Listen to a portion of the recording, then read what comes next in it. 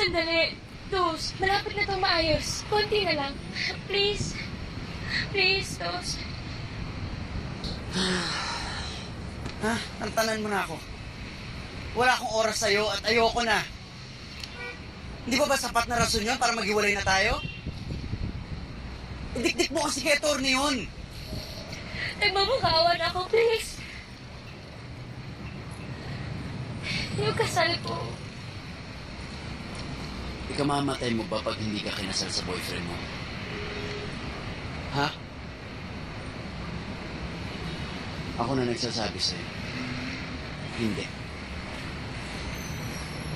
Tsaka tignan mo yung itsura mo. Ang desperada mo. Nagmahal ka na ba? Minahal ka na ba?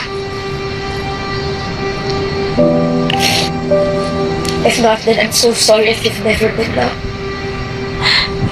That you become so afraid to lose it. I hope one day makahanap ka ng ganong pagmamahal.